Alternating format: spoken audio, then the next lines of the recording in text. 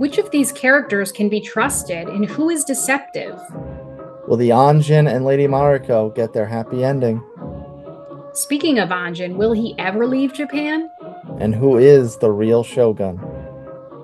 Find out as Red and Red Real Reviews tackles this power struggle of a limited series, Shōgun, on Hulu. In her face, the mirror of your dreams. I have 2.8% body fat. My body's like a microchip. A grain of sand could destroy it. Any man who must say, I am the king, is no true king. Someone will die. Of fun. And of murder. So I told him to mark everything with the international symbol for gender.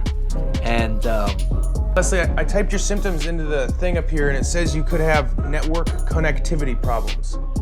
When you play the Game of Thrones, you win, or you die. My body's a microchip. It's Halloween. That is really, really good timing. Make believe I'm everywhere. Give it in the light. My brain is on fire. I'm dying. I should have been more specific. I think it happens over a long period of time, just like piece by piece, you know? I once forgot to brush my teeth for 5 weeks. There is no middle ground. I am the one who knocks. Oh my God. The microchip has been compromised. I want you to stand out. I want all of you to be as different as you can possibly be. Written on the pages is the answer to a never-ending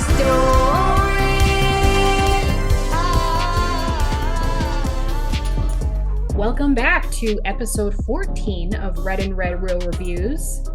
That's a little bit of a tongue twister, as we were discussing. It's like, whose idea was this alliteration? Yours. My fault. You're bad. Yeah. So this one was kind of interesting. So as you put it, when we were messaging about it, it's one of those shows that you really can't multitask during. There's a lot of subtitles. Yes, there is a little bit of English, but most of it is Japanese. I think there was a little bit of Portuguese too as well, right?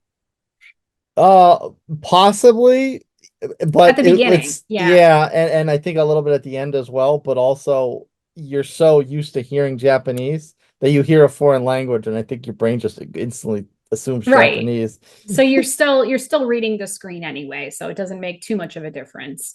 So I actually, when I was going into this show, I knew that it had subtitles because you had mentioned that, but I actually didn't know that there was another Shōgun, a 1980 miniseries or TV series. So I didn't know that this was a remake, or this was a different telling of the same story. So come to find out, it was also based on a 1975 book, and it's actually a series of books. Mm-hmm. So apparently it's pretty historically accurate as far as what happened in the 1600s. I guess they just changed the names of the main players. You know, Toranaga is not really Toranaga. He had a different name in history. Which is funny because it's a pretty common name in this kind of feudal era. Yeah. So that was this time period was a whole vibe to get used to, because with the terminology of the time, I remember learning all of this stuff in 8th grade world history. And I remember talking about fiefs and, landowning and things like that, and the dynasties and samurai and all this stuff. But it never really came up in my ordinary life besides 8th grade. So this is the first time I've had to really delve into it. So another thing that surprised me was the fact that there were Japanese Catholics. I was like, what? That doesn't so much surprise me, only because you figure that was during a period of time when there was a lot of colonization, imperialism going on. So, and especially from the more Anglo-Saxon type of origination. So that doesn't totally surprise me that Catholicism was starting to like sip in elsewhere around the world. Yeah. And I mean, we always think of, white man coming over to the Americas and encountering the Native Americans. So it's certainly not, when you kind of juxtapose it to that, it's certainly not far-fetched to think of the Portuguese going from out to Eastern Asia, because they're also going down to they I think that general part of Europe was also the ones kind of colonizing Central America and Montezuma and that sort of stuff too. Yeah, Historians, so don't be too mad at me in the comments if I got any of that wrong. I know my strength is not in history. So my 10-year-old nephew knows a lot more than I do as far as history goes. So he probably knows all of this, but I was kind of surprised at the beginning of the show. I mean, in those first few seconds, they have that message on the screen kind of setting the tone for the story. This is what's happening at the time. So that was a little surprising. So I was like, oh, okay, Japanese Catholics, interesting. So immediately I'm just faced with terrible haircuts just all around. I mean, that was just overwhelmingly apparent for me. Just all the monk looking haircuts, the Catholic priest with the rim of hair around his head with the bald looking crown of his head, or looking like Friar Tuck before he let himself go. Yeah, that was crazy. And then not to mention then all of the younger guys, I don't know if it was just the kind of warrior or the kind of fighter that they were, but they had the shaved head in the middle with the ponytail around it. Yeah. Well, we know how you feel about man buns in modern society, so I'm sure that wasn't too far of a cringe moment for you seeing the old ponytails. Do have to say the only character who was able to rock the man bun or like the ponytail was Yabushige. Yeah. He actually had a man bun, like it was folded, but Toranaga had like the Pippi Longstocking thing sticking straight up in the back of his head. That was wild. Thought you were going alfalfa on that one. No, it does kind of look like alfalfa, but yeah, he had like, it almost looked like he had like wire in it because he must have had some sort of like hard ponytail holder. And I wouldn't be surprised if the way the hairstyles were done back then was symbolic to some kind of stature. Oh, for sure.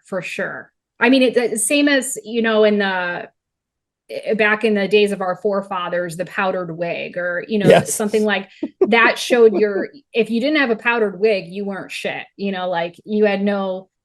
It's looking back at it, it's like, oh, that was the cool thing. You'd think it'd be the reverse, but yeah, you know what, now that you say that, if I had to choose one or the other, I think I'd go for the tight cut ponytail versus the powdered wig. Yeah. Oh, I would for sure if I were a dude back in those days. But yeah, this there was a lot of gross haircuts. Like the monk haircuts actually like yeah, they just like were just like ugh. And then I'm wondering, the magic of TV. I'm like, how did they do this? Okay, does the actor have a shaved head and then they have a hairpiece that they glue to make it look like he only has the middle of his head shaved? Or like I was trying to figure out, like I do that the same thing with any of the Viking shows when the guys have like a shaved head but like a big ponytail or something. I'm always trying to figure out how they do it in hair and makeup.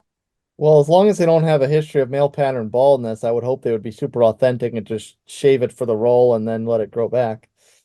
Yeah, I don't know how all of that was done. It was kind of interesting, and I just couldn't help but think about it and focus on it, especially with the women too had kind of heinous haircuts. So you had Fuji and Mariko with they had like side bangs, and then they had these other pieces of hair that went down to like their cheekbones, and then like they wore like two pieces very thin in front, and then they had the rest of it in like a low ponytail in the back. It was really odd looking, like, but those like double rows of bangs were like very awkward for me. Yeah, bangs don't bother me, so that one I probably didn't pick up on so much. But yeah. Yeah. But again, it's probably a stature thing. Yes, absolutely. And I don't know exactly, like it were the younger guys, Toranaga's son and Yabushige's nephew, were they like, did they have the middle of their head shaved because like they're in training? Like I couldn't figure out. That's kind of what I guessed. But you also figure maybe if you're running through a battlefield, if you've got big poofy hair going on and you don't want to have it get caught on something, if you're going through the forest and hit a branch and make noise that the enemy hears you, or have a knot in your hair, gets caught on something, and all of a sudden you fall back. So there's probably a bit of a strategic part as far as being a warrior to maybe having a shaved head. Being aerodynamic, yes. if your head, the top of your head is shaved, shot out of a cannon, you'll glide through the air. Yeah. So that, I mean, it's just it was a part of the show because from beginning to end, that was just a sight to behold the whole time. Then I only recognized two of the actors. First one I recognized was Toranaga, and I was like, what is this guy from? So it turns out he's been in a lot of stuff. He was in, I believe, going back to Last Samurai, which was that movie with Tom Cruise in like 2003 or 2004. And then, but what I probably recognized him from was Westworld, which was just probably like 3, 4, 5 years ago. So instantly recognized him. And then Blackthorne, I was like, this guy looks very familiar. I think also he looked like Tom Hardy a little bit to me. But Tom Hardy with a skinnier face. Yeah, he kind of had a Tom Hardy look to him. So I was like, am I just thinking he's like Tom Hardy, or have I actually seen this guy in something? So he looked familiar. I looked him up. I think maybe what I've seen him in and just didn't really take note of it or didn't really realize it was him was Peaky Blinders. So okay. I would not have gone that because I started watching Peaky Blinders, but okay. It didn't kind of catch me as I was going through it, so I never finished it. But I mean, British actor certainly fills that role. Yeah, and actually, I was randomly at my dad's house last week, and he's always watching movies on Roku, and I think it might have been one of the Mission Impossibles. It might have been something else. I think it was a movie with Tom Cruise, Emily Blunt, and then this guy walked into the frame, and I was like, that's the guy from Shōgun. I feel like I know what that is. Tom Cruise. Is that like a futuristic movie? It's like something about Edge of Tomorrow. Edge of Tomorrow. I just watched that a couple weeks ago. It might be that movie that he was in, but I know it was Emily Blunt and Tom Cruise, and I just happened to see him like walk into the frame, and I was like, that's the oddest thing because I was in the midst of watching the show. Okay, so let's dig in here because there's a lot here. So the major themes, there were a lot of themes that were reiterated over and over throughout the show. And we had, 10 episodes of over an hour each, usually. So there seemed to be the same themes discussed over and over again. So to me, the main ones seemed to kind of be duty, which I can't say without laughing. You have to pronounce the hard T. It should be duty, like I'm English. Yes. And duty and honor. So would you agree with those, or were there others that you felt were really symbolic and at the forefront of the whole show? No, that's 100% the forefront moral of this, which makes sense being that it's set in Japanese culture. And so that being the prominent one, it totally makes sense as the driving force of the story as well, because that is Lady Mariko in a nutshell. She is totally beholden to her duty, her honor, and even to a point where she's completely torn on where she should stand on her honor, because she's in this marriage with Buntaro, who is not particularly a good guy, demonstrating throughout the show, and so not particularly the greatest guy, not particularly the greatest husband, and he but she still is kind of feeling bound by their marriage.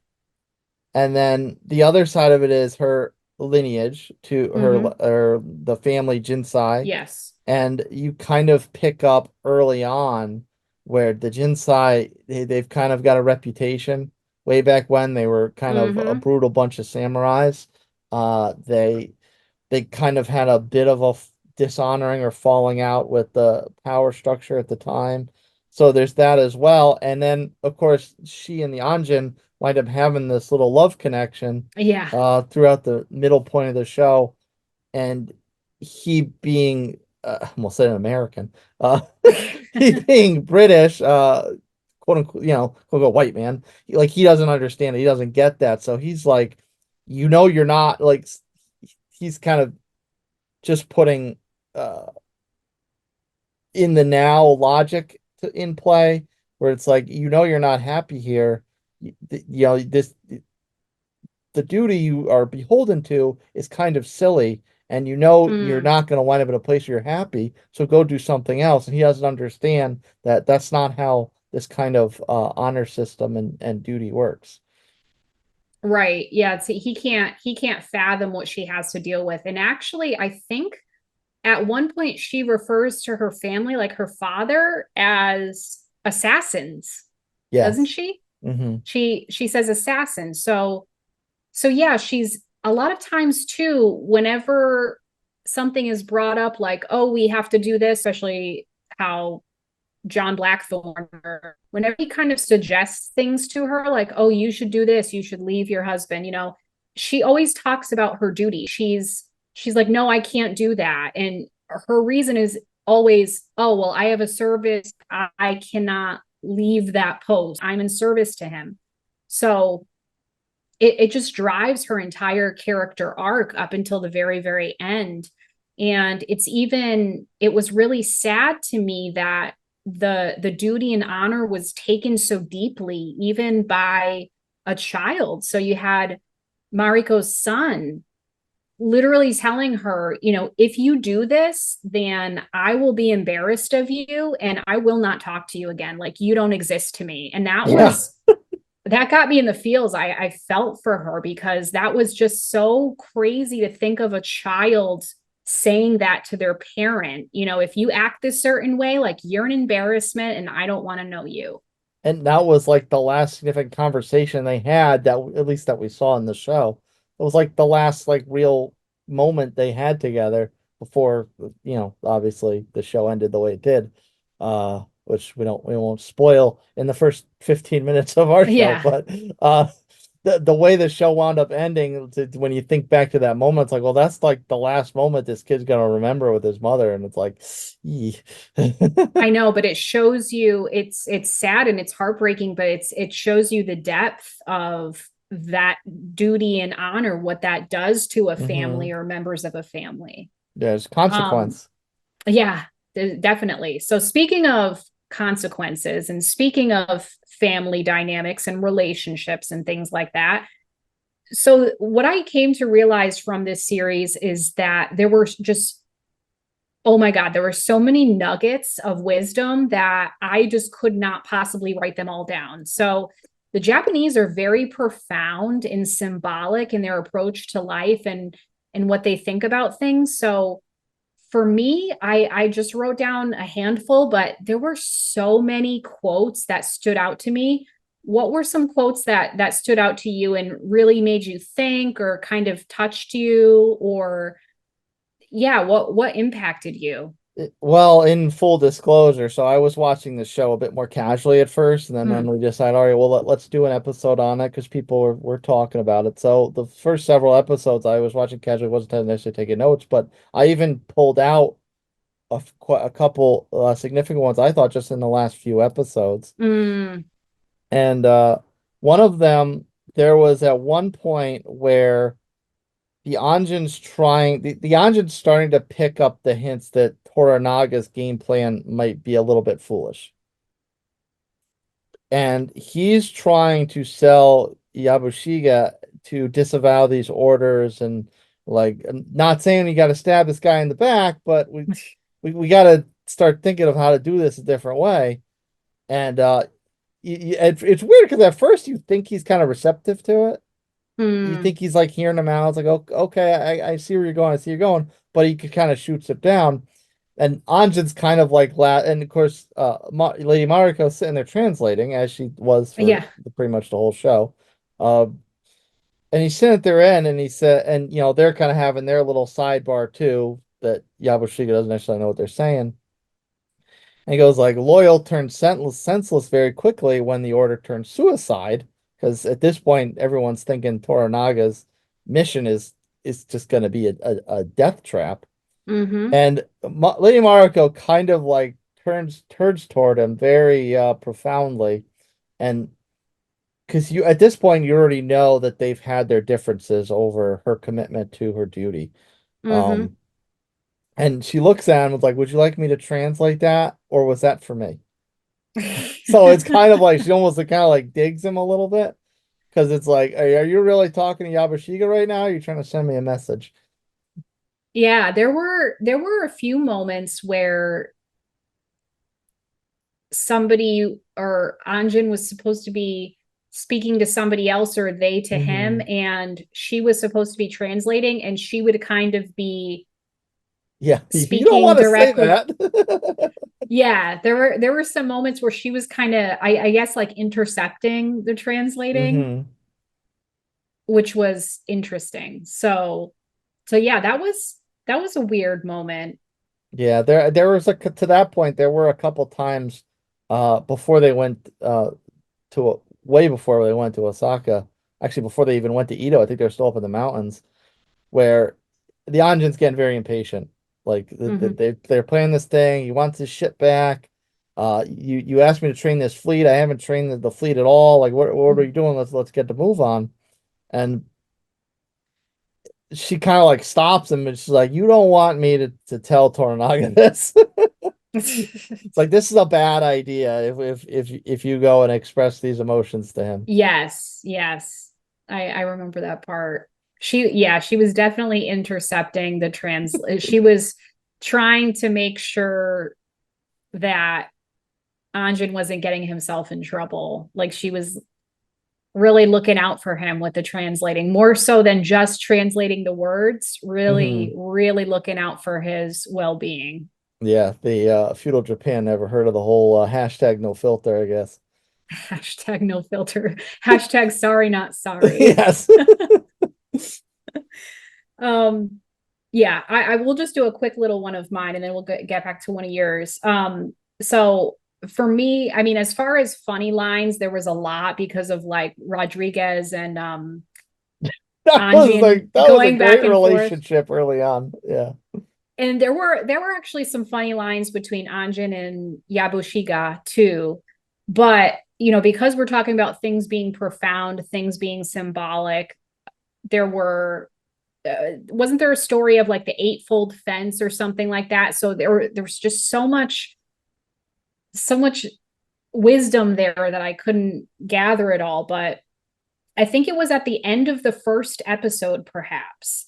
And I think Toranaga says it to Anjin.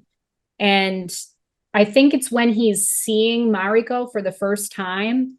And Toranaga says to him, maybe fate brought you here for a reason. Maybe you'll live long enough to find out what it is. And I wrote that down during the end of the first episode. And when I got to the end, and after I had watched the entire show, and I was looking at my notes, I was like, whoa, was that quote telling, or was it? Like, that was not irony, foreshadowing. Yeah. Right? Because it came back around to the scene with them at the end. Yes. When where he almost tried to like piss off Toranaga, so he would intentionally shoo him off. Right. And he says I don't think it was Yabushige at the time, it was somebody else. Oh, it was what's Murajai, something like that. He was a samurai, but he had to change his name when he got exposed to Catholicism, because samurai obviously were a little taboo. Oh, jeez. He looks to him, and he looks to him after the Anjin walks away, and he says to him, it's like, I don't think the Anjin realizes he's probably never going to leave Japan. Yes. So it's that line about fate is kind of, when you're starting to look the full circle to the end of the show, that's almost even full circle as far as Toranaga quoting again. Yeah, that was some foreshadowing to me. Look, in hindsight, for sure, looking back at it. And then, of course, when you're talking about power and war and things like that, there's just a lot of little comparable phrases that they would say. Mariko talking about a man may go to war for many reasons, conquest, pride, power, but a woman is simply at war. I think she was talking about Ochiba.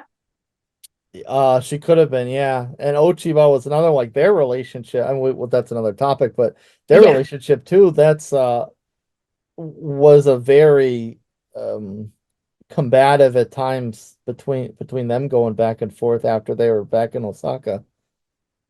Oh, Ochiba and Mariko? Yeah.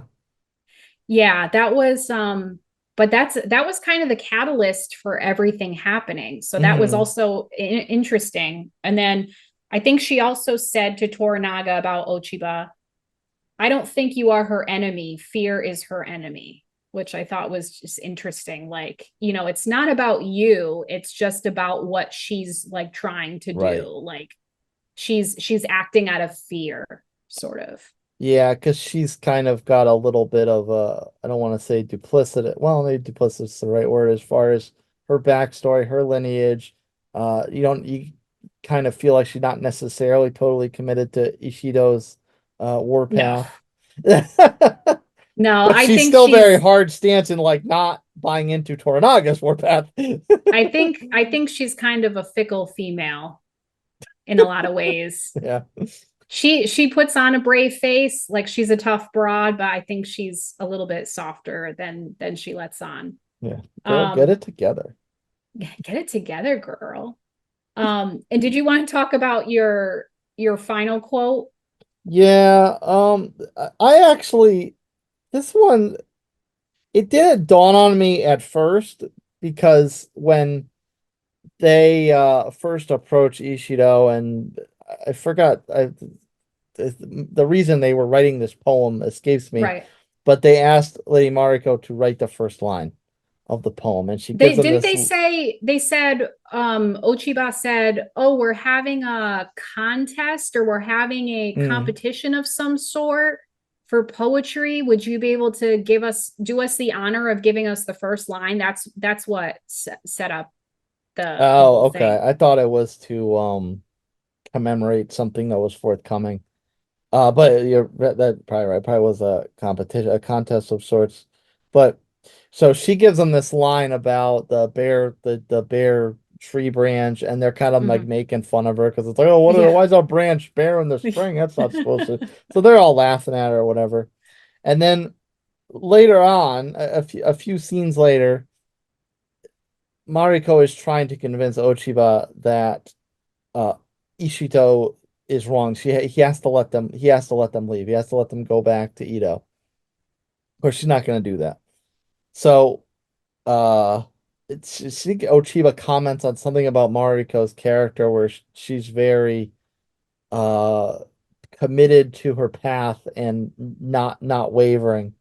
She says, compared it to a flower of sorts, and Lady Mariko says, flowers are only flowers because they fall. And I found that to be very profound, because it's kind of describes a frailty, because this is wound up towards the end after Mariko sacrifices herself. And it kind of dawns on Ochiba what she meant.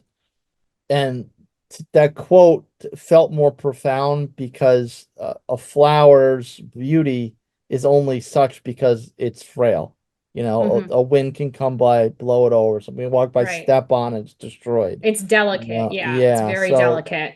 Yeah, so there's a delicate nature of frailty to a flower, and that's what makes it a flower. That kind of makes you appreciate the finer points of the flower. So that kind of brought Ochiba back to realize what Lady Mariko was trying to tell her about why she was the way she was, I guess, for lack of a better phrase. Yeah, and it's kind of what tied a bow around their relationship and knowing each other over the years.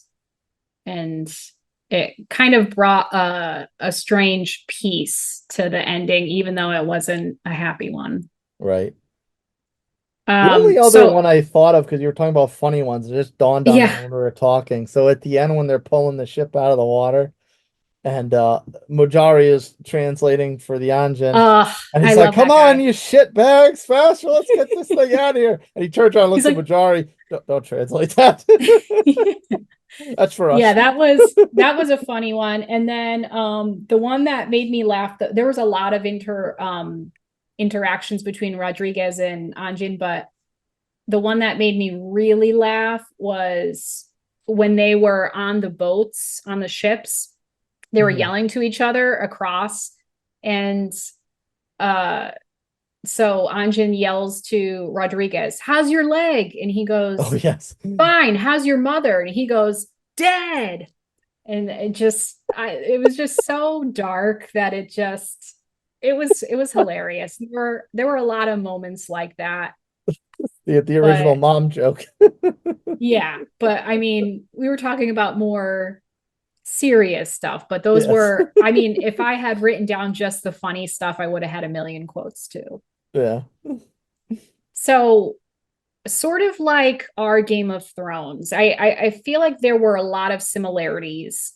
For instance, the theme reminded me of Game of Thrones for some reason. The fact that it was all about power, Game of Thrones, literally it's about who has the throne and who's in power. So this story had a lot of players, and it was just a power struggle because, this one wants power but can't get it. And so how are they supposed to get it? And then this one, wants to, it's just a whole game. It's just what Toranaga does is just playing games. There's all these elaborate games being played. People are deceiving each other. There's traitors. So to me, it just got very crazy, and there's a lot of characters. So there's a lot of moving parts. For you, who kind of had the craziest character arc where they went from being completely hated to being kind of redeemable, or if, maybe it was the vice versa?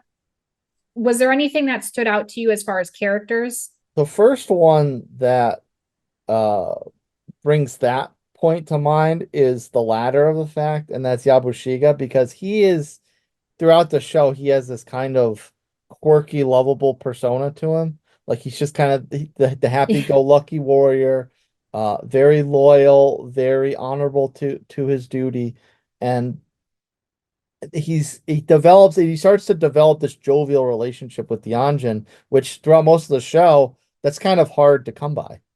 The Anjin's got a bit of a combative relationship with a lot of different characters.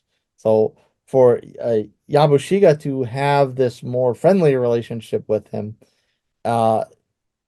it's kind of nice to see. It's kind of nice to see the Anjin actually be friends with somebody besides Lady Mariko.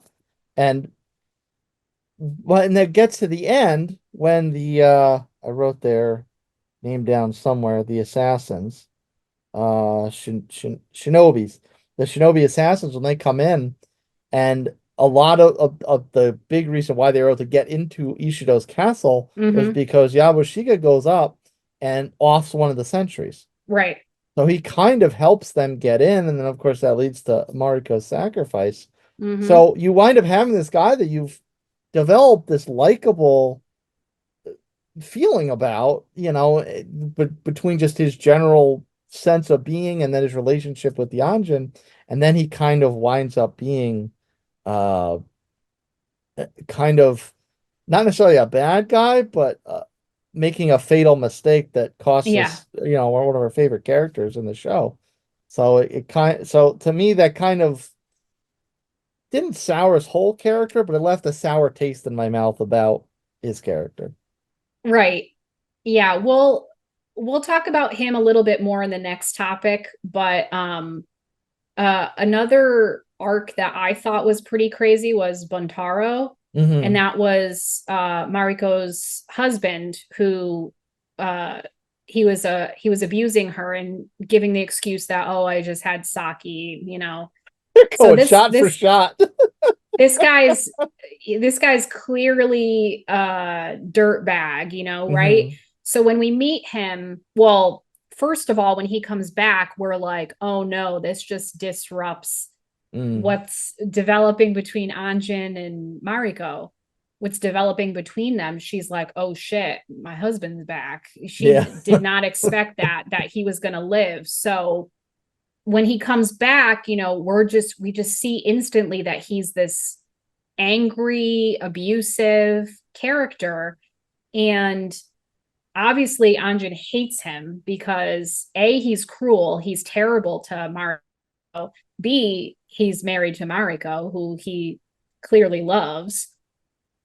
So they really do not get along. And it's just odd that the story ends in the last episode with Buntaro picking up the rope and helping lift the ship out of the water. And I think he kind of nods or he says something to him. Like they went from hating each other to having like a mutual understanding of like, okay, that guy's cool. He's okay. You know? I think what the light bulb that went on in Buntaro's head was that scene with Mariko where they were thinking like, all right, they were planning their mutual death or what have you, and like, you know, that we'll go out in an honorable way as husband and wife. And she goes like, that's not the way. That's not the best way you can honor me. You know, like, I don't want to.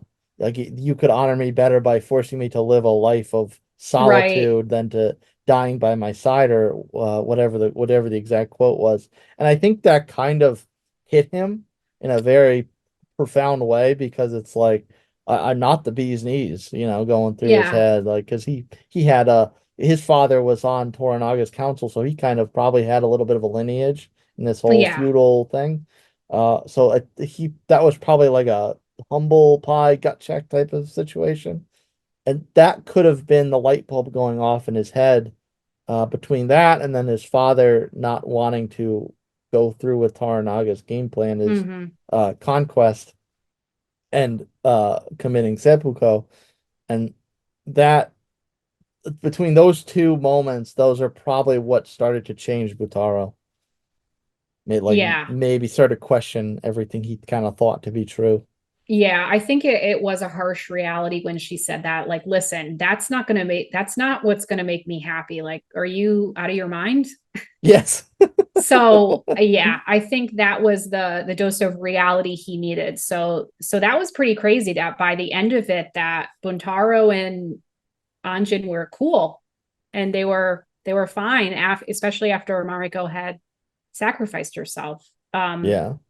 So speaking of, you know, that could have just been, oh well, hey, neither one of us are gonna get the girl now, we might as well be friends. yeah, you know, maybe that was the thing that was the driving them apart. Maybe that's what made them come together. Sure, I'll go for that. It's kind of sad that had to happen that way, but yeah, I'll take it. Especially because Mariko is my favorite character in the show, probably. Well, that brings us to the next topic, which, since this was such an elaborate game, it was kind of all over the place for me. So who were you rooting for, you know, the whole time? Because for me, it was a little bit of a difficult situation. Like, it kind of changed for me. The only constant for me, I think, was I was constantly rooting for Anjin, but the whole time. But there were other characters in Mariko, of course. I was rooting for them the whole time and to be together. So I was rooting for that. But as far as the other characters, I did, you know, and I don't know why. For me, it was kind of reminiscent of like Littlefinger from Game of Thrones, how I never quite hated him, even though I should have. Walter White in Breaking Bad, like, I never quite hated him. It was the same thing for me. I had a soft spot for Yabushige. And I was like, why, like, for me, he was a charming character. Like, whenever he was talking, like, I would kind of like laugh, like a giggle about it. Cause you'd have the subtitles, but he'd be like, konnichiwa. Like, he had this deep voice. Like, he was just like, rah, rah. He had this gruff voice.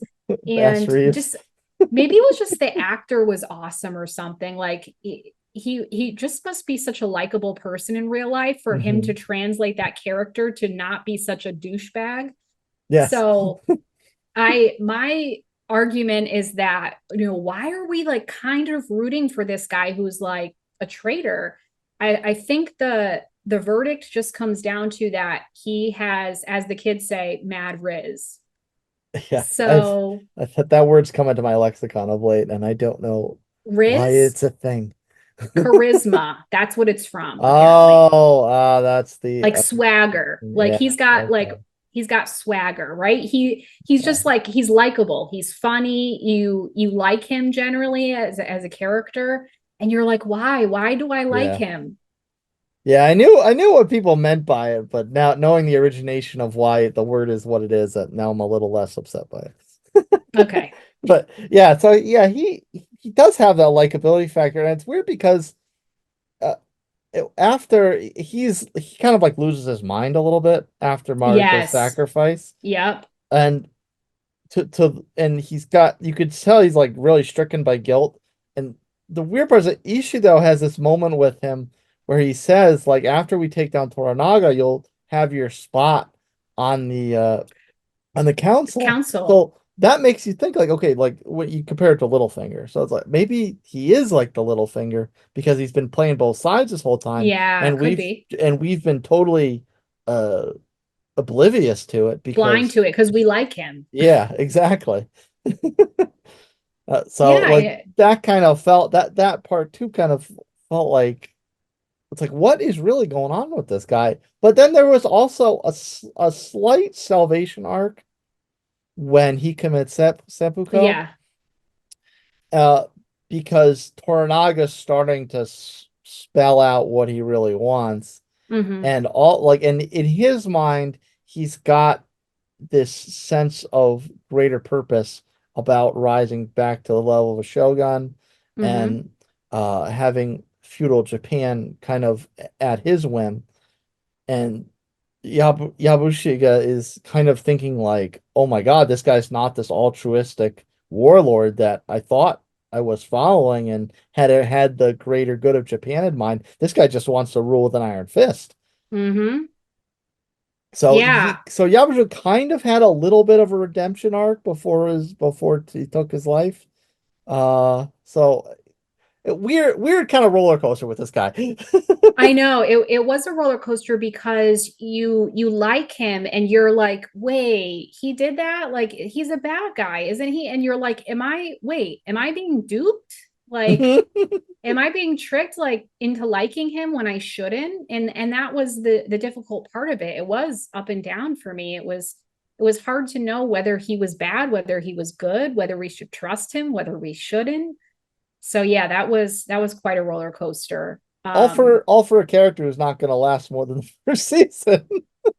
Right. Yeah. Right. But that was the power of it, that, within a few episodes, you were like, I don't know what it is about that guy, but I just like him. Yes.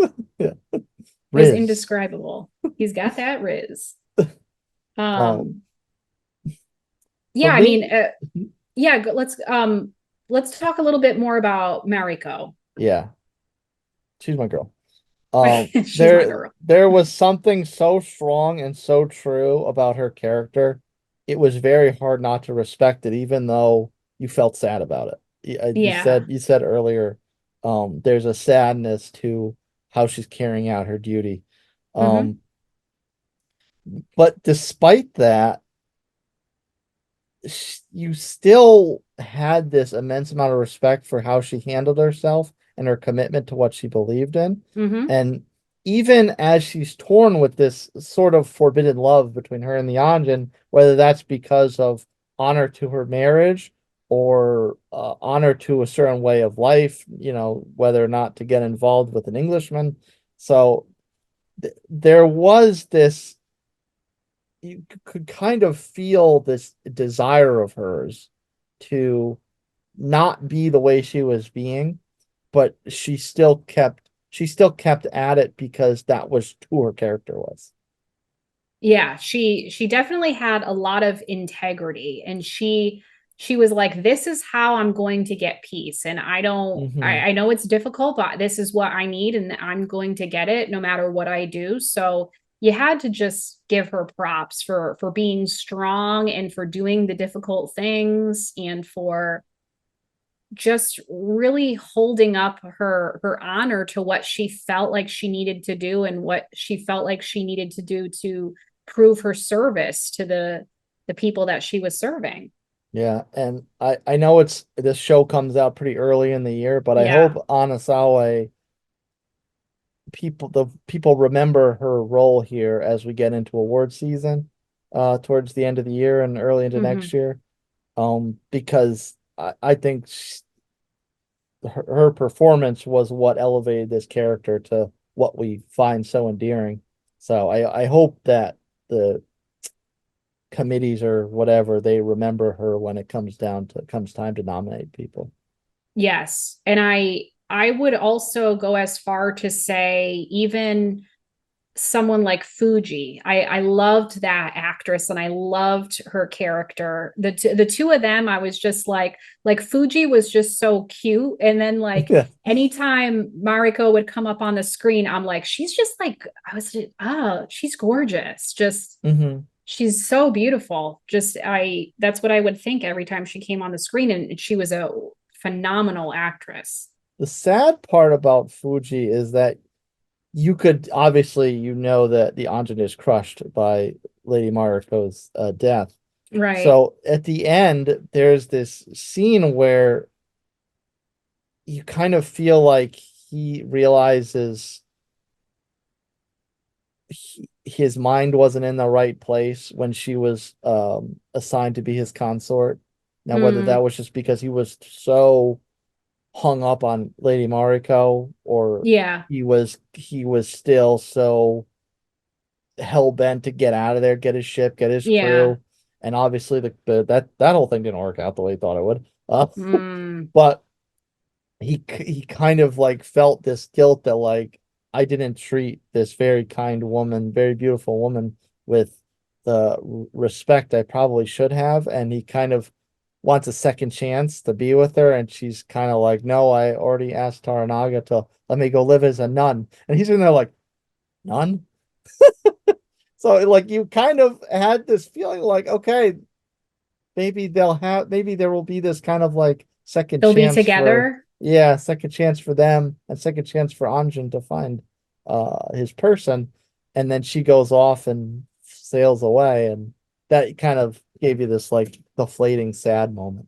Yeah, I was kind of wondering that too, but I do think the scene that they had in the boat was very powerful, and that was a good moment between them. Which I didn't realize they had Mariko's ashes. I didn't realize. I figured she was just buried. Those were her son and husband's ashes. Okay. But what I liked about that was, but yeah, you were kind of getting a sense that because he was distraught over Mariko, he was kind of like, oh, okay, well, maybe now like Fuji and I can be together. And so he did kind of make an attempt, didn't he? Until he found out she was going to become a nun. Oh, yeah. But then what I liked about that is like he accepted it. He wasn't going to keep trying. When she said, I'm becoming a nun, that was it. And he actually made the shift really fast to like, you know what, I'm going to be a really good friend to her. So that's when he was like, come here. He took her out on the boat, and he knew that she couldn't go anywhere without the ashes of her son and her husband. So he was like, listen, like, we're going to do this together. Like, I got the ashes, like, I liked that he made that step in his friendship with her after she had kind of rejected him. Yeah. It just kind of put he didn't want to get the boy by. Yeah, I mean, he wasn't a jerk about it. He just was kind of like, okay, well, you go become a nun, that's fine. Like, let's wrap this up as really good friends, because that's what you've been to me. Be mature. Yeah. So overall, final thoughts. Overall, were you satisfied with this ending or not? I was, but it's funny because I guess it was built as a limited series, but knowing that the backstory of it being a previous ongoing series, of it being a book series, there would certainly be the case for it to continue. And the way they ended it with, you don't really know what Toranaga's master plan is. So you kind of want to know how that's going to end. You want to know what's going to happen with the Anjin. Is he gonna be able to rebuild the ship, pass it off to Toranaga and say, hey, wipe my hands clean. We're good. Let me get the heck out of Dodge. So there's also that. Is he gonna get out of there? No, I don't think he's ever gonna get out. I think he's probably stuck there too. I mean, there's that futuristic scene where he's the dying old man on his deathbed with his 2 grandchildren. That was like a dream. I don't but as far as I'm concerned, it's like that song Hotel California by the Eagles. Like, he ain't never leaving. Forever. Well, you also kind of get that feeling too, because his crew obviously told him to kick rocks. So he doesn't have that to go back to. So if he leaves, like, what's he leaving to? You know? Yeah. And I feel like this season took place over a number of years. I think it did. Yeah, so is he going to go back? Is his family will his wife have moved on? Is his son going to be an adult and forgot about him? Like, so you don't have your crew. You might not have your family. That's obviously in the dark a little bit. But like, what are you really going back to? You're starting to make a life for yourself here. Right. Yeah, I mean, that's the thing is I was kind of left with the feeling like, of course, I had read that the creators, or I think might be a husband and wife team. They don't have really any intentions of making another season. They've been in the works with this for a few years, I think, at least, or several years. So they put a lot of blood and sweat and tears into making this and making it good and making it what they had envisioned. So I don't think they really have any. They're like, you never know, but they're basically like, we don't have any plans for season 2. So, well, I mean, and you know what? They had enough, even though still kind of vague, enough realized from that conversation with Toranaga and Yabushige that you could kind of fill in the blanks a little bit. It was a vague, so that's the thing, is like, you kind of feel like nothing is really resolved, just because you see Anjin kind of look at Toranaga, and you can see that he realizes he's being played, right? And he kind of looks at Toranaga, and Toranaga, he kind of turned out to be a jerk, right? I despot. mean, to me, like, he knows he can use people as pawns, and he used Anjin as one, and he won. He's like, haha, I won this game. He used Lady Mariko as a pawn. Right. He used her. He uses people as pawns. Like, he just wants to get where he's going to. He doesn't care what he does to get there. And I mean, I just felt like it wasn't really resolved. Like, you just know, as Toranaga says, which is kind of harsh. Like, I was pissed off on Anjin's behalf when he was like, oh yeah, he was never important to me. He just like gave me a good laugh. And yes, you know, right. once he restores that ship, I'm just gonna find a way to like blow it up or ruin it again. Yeah. And I just thought that was so cruel. Like, I thought that was a dick move. I was like, man, this Toranaga guy is not so altruistic after all. No. Yeah, he's very much just a tyrant of sorts. Yeah. Like, why are we rooting for Ishido at this point? We should not be rooting for him. Yeah, I don't know. I just felt a little conflicted, and I didn't feel like things were truly resolved. I mean, I guess you could kind of read between the lines and be like, okay, well, Anjin's just gonna get screwed over by Toranaga again, because he doesn't value him. He literally said he wasn't important, and he doesn't care about him. And the sad part is, like, the further the show's gone along, Anjin realizes what duty and honor mean more. So he, despite the fact that he still wants out, he feels more obligated to stay. So the longer it goes on, he's just going to feel more and more obligated to stay. Right. And he's never going to leave, and he's going to be trapped there. And he's just a little pawn in Toranaga's little game of chess. And it's sad that it's been reduced to that. Yeah. The only thing I would say, if for some reason it were to continue, the things that I would not be looking forward to, obviously, Yabushige gone, Lady Mariko gone. Oh yeah. Those would be the things I would be saddened to see. As much as I would be glad to see how things were resolved, those would be things that I would not be excited about because two of the favorite characters, two of the best characters in the show. Oof. Yeah, how are you going to explain that unless you do a prequel of some sort? Right. And I doubt the books are prequels. So no. I mean, let's just let it lie. Let's just have it be what it was. It was a good run.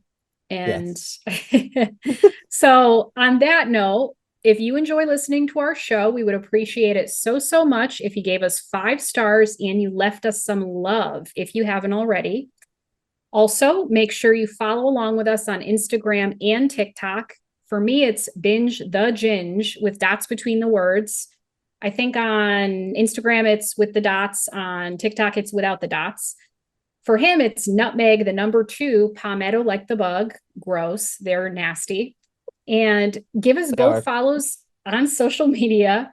Stay tuned to the show on all of our platforms. We have YouTube and Rumble for video, Spotify, iHeartRadio, Google Podcasts, and Apple Podcasts for sound. For episode 15, next time, we'll be discussing a show featuring one of my favorite guys, Don't Tell My Husband in the Other Room, Colin Farrell. And of course, I'm talking about Sugar on Apple TV. So give that one a try and listen in when we cover that one next. So watch it all so you're ready for the next episode. Until the next real review, Red and Red are signing out.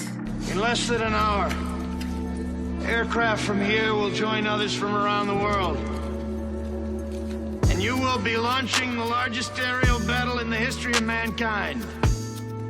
Hey guys, you ready to let the dogs out? What? Do what? I'd like to be pimps from Oakland or cowboys from Arizona, but it's not Halloween. Let the dogs out, you know, like, who let the dogs out? Who?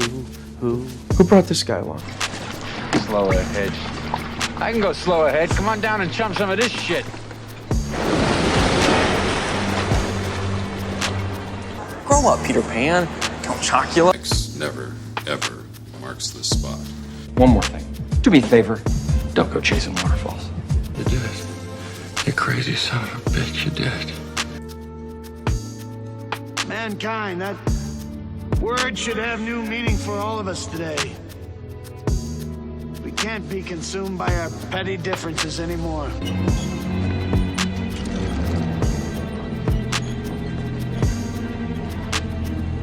You're gonna need a bigger boat.